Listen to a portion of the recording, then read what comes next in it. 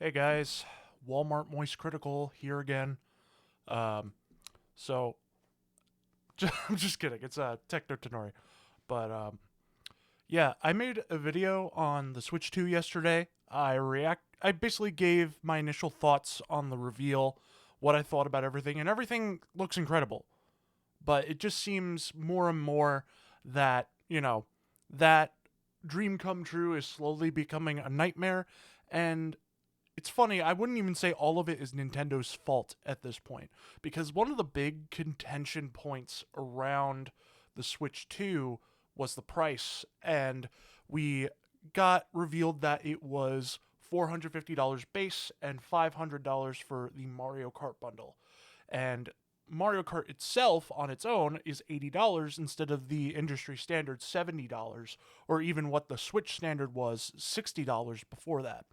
So game prices are definitely going up.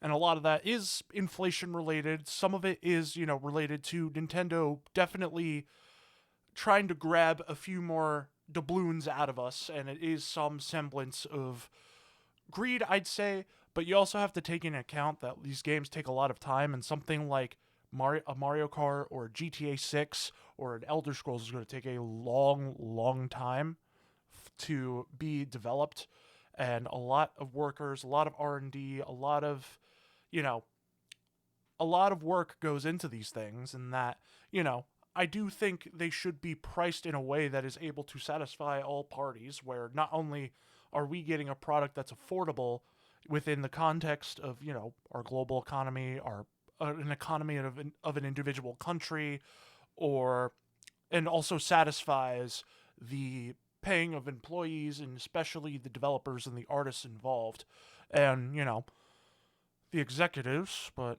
and the shareholders, but frankly they can go shove it. um but it seems to be getting worse because GameStop actually got word from Nintendo themselves about the situation with the Switch 2, particularly in the United States. It says here, pre-orders for the Nintendo Switch 2 in the US will not start April 9th, 2025, in order to assess the potential impact of tariffs and evolving market conditions. Nintendo will update timing at a later date. The launch of June 5th, 2025 is unchanged.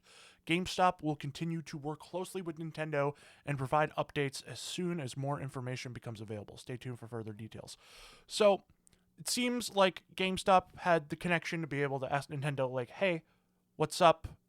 Seems like you're canceling pre orders, or not canceling them, delaying them for the US. And seems like Nintendo can't really escape the current economic circumstances, especially here in the United States, where tariffs are wreaking havoc on the economy because a certain orange Nazi thought the word tariff sounded cool. So unfortunately, we have to deal with that. And obviously, from what I just said, I'm not gonna slice it. I'm not gonna sugarcoat it. I'm not gonna euphemize it. I'm not gonna be insert apolitical gamer YouTuber here. Like, these tariffs are awful. Like, these complete, all around tariffs for multiple countries, multiple allies, and just in multiple industries is nothing short of an absolute foolhardy disaster, or the most blatant power grab from the top 1% that want businesses here to go out of business so they can grab them up. It is either the most idiotic thing like any presidential administration has ever done, or the most depraved, evil thing any administration has ever done. And if you want my opinion, spoiler alert, it's both. Frankly, they're stupid and they're evil. And I'm not going to sugarcoat it, as a YouTuber, gaming and tech YouTuber that isn't afraid to be political, that isn't afraid to speak out, especially when this particular hobby industry, whatever you want to call it, has a lot of dissent from the right wing and a lot of culture war propaganda and all this other stuff that it seems like, everyday people are distracted by, even in other industries as well, not even just gaming. where it just seems like it's always flooded with this insane right-wing garbage, and they end up voting for a guy that makes their hobby or their industry even worse. So, calculate that in my head, because, you just have a subset of the gaming community that has been all about keeping politics out of games, but then, votes for a guy that brings politics in the games by, you know, you know, ordering tariffs and causing products from not just games but other industries to drastically increase in price because, other corporations don't want to play ball with someone who's just bullying other countries for the sake of, I don't know, their fucking ego. So, yeah, I'm not afraid to say it. This administration has always sucked. I always hated it. I hate the fact that, you know, that I'm pissed off the most because, my treats are getting more expensive. It's like a very, you know, it's like a very vapid type of thing for me, but at the same time, like, it's not like I, you know, became radicalized yesterday because of all this. Like, I've always been, like, against this admin and, against a lot of American politics in general, just because it's, even in the Democratic side, it is so beyond what my political morals and standards actually are.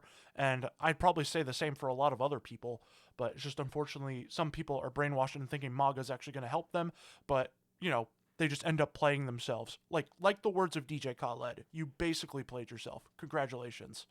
Um, yeah, that's really all I have to say on the situation. I had more Switch 2 videos scheduled, but I want to see how the situation here goes. I have ideas, and who knows, I might upload them if I have some, bout of energy after this whole emotional roller coaster with all this. So hopefully next week I have more videos to upload and show you guys, more thoughts on Switch 2 games, more thoughts on tech and gaming news in general. So I will see you guys later.